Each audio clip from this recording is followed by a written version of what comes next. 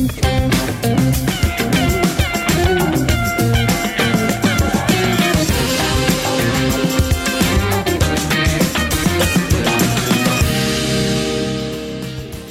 thanks for staying with Consider This. I'm Melisa, Idris, with me, Ibrahim, Sani.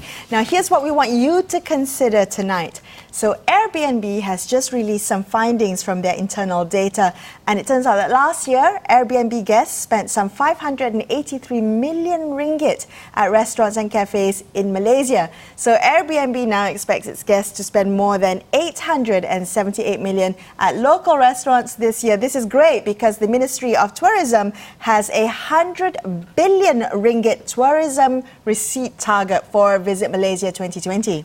The big problem here that I see is that how much of this actually comes from foreign tourists coming in compared to domestic tourists. And within that segment, how many of them are coming from Singaporeans and Indonesians, which we know form the bulk of tourism in Malaysia, versus the tourists that come from afar, where we kind of need that cash, the market share that we need to grow the most. Sure, okay, and that's fair. But what I like about this story in particular, Ibrahim, is because this suggests that, and as we know, that the success of Visit Malaysia 2020 or any kind of tourism target isn't, I guess, just contingent on the government, but also it's a kind of grassroots thing. It is down to all of us, to every person, to make this a success. And with what the data from Airbnb seems to suggest is that if Airbnb hosts recommends their favorite makan place, their favorite mama, where to get the best chicken rice, for instance,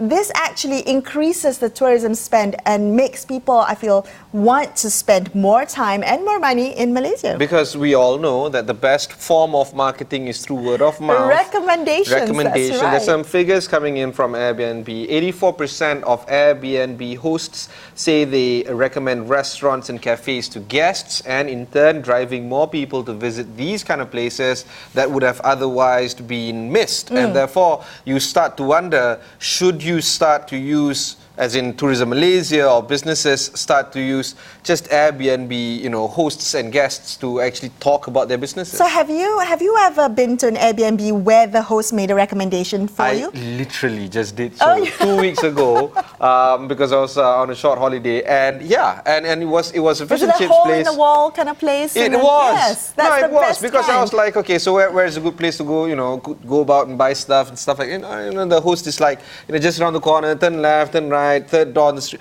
It's great. Yeah. And it was great. And that also got me thinking about what will make a successful Visit Malaysia year, right? And I think one of the things, not just about the tourist spend, but also the impression, because Visit Malaysia tourists tend to be repeat tourists. So if you can kind of get the retention rate, so a great holiday in 2020 will mean perhaps more holidays in the future. And one of the ways I think to make a good impression, and that's been the case for me personally, is that toilets have to be clean. I always go back to Japan because the toilets are always clean. Sorry, Thailand as well. I was at a rest stop, a trucker stop actually, somewhere in Thailand. Oh, notoriously bad hygiene. No, but clean toilets. but clean toilets all around. Okay. It's just bizarre. It's just crazy, and I keep on talking about it until today. That was like 10 years ago. I still talk about it today, and that was just like a 10-second kind of interaction with me and that truck stop toilet. So I guess that's what we want you to consider tonight. What can we do individually and collectively to make Visit Malaysia Year 2020 a success? I think it boils down from each of us and not just a top-down directive. Okay, that's all the time we have for the show for you tonight. So it's Friday night, so enjoy yourself. Yes, we will be back with you on Monday for another episode of Consider This. I'm Melisa Idris with Ibrahim, Sani. There you go. Signing off for tonight. Thank you for watching.